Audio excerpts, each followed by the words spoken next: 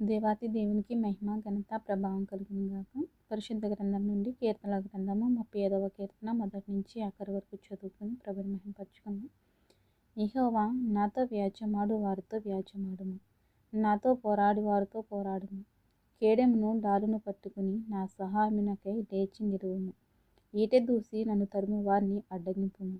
నేను నీ రక్షణ అని నాతో సెలవిమ్ము. నా ప్రాణము తీయగోరు వారికి సిగ్గును అవమానమును కలుగును గాక.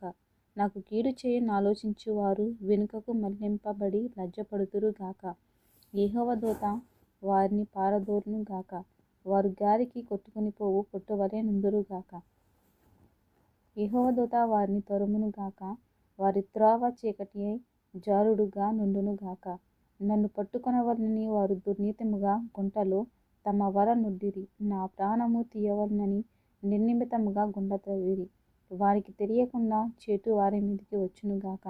తాను ఒడ్డిన వలలో తానే చిక్కబడునుగాక. వాడు ఆ చేటులోనే పడునుగాక. అప్పుడు యెహోవా యందు నేను హర్షించుదును, ఆయన రక్షణను బట్టి నేను సంతోషించుదును. అప్పుడు యెహోవా నీ వంటి వాడెవడు? మించిన బలము గల వారి చేతి నుండి, దీనులను దోచుకునే వారి చేతి నుండి, దీనులను దరిద్రులను విడిపించువాడు నీవే అని నా ఎముకలన్నీయు చెప్పుకొనును. కోట సాక్షులు లేచుచున్నారు, నేనెరుగని సంగతులను గూర్చి నన్ను అడుగుచున్నారు. మేలునకు ప్రతిగా నాకు కీడు చేయుచున్నారు. నేను దిక్కులేని వాడనైతిని. వారు వ్యాధితో నున్నప్పుడు గోనెపట్ట కట్టుకుంటిని. ఉపవాసము చేత నా ప్రాణమును ఆయాసపరుచుకుంటిని. అయినను నా ప్రార్థన నా ఎదలోనికి తిరిగి వచ్చియున్నది. అతడు నాకు చెలికాడైనట్లు, సహోదరుడైనట్లు నేను నడుచుకుంటిని. తన తల్లి మృతి నొందిన దుఃఖవస్త్రములు ధరించు వాని వలె కృంగిచుంటిని. నేను కూలి ఇండుట చూచి వారు సంతోషించి గుంపుకూడిరి. నీచులను నేనెరుగిన వారును నా మీదికి కూడివచ్చి మానక నన్ను నిందించిరి.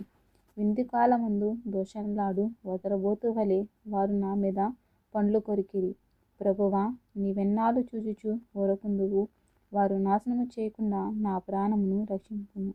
నా ప్రాణము సింహముల నోట నుండి విడిపింపుము. అప్పుడు మహాసమాజంలో నేను నిన్ను స్తుతించెదను. బహుజనులలో నిన్ను స్తుతించెదను. నిర్హేతుకముగా నాకు శత్రువులైన వారిని నన్ను గూర్చి సంతోషింపనీయకుము. నిర్నిమిత్తముగా నన్ను ద్వేషించు వారిని కన్నుల గీట నీయకుము. వారు సమాధానపు మాటలు ఆడరు.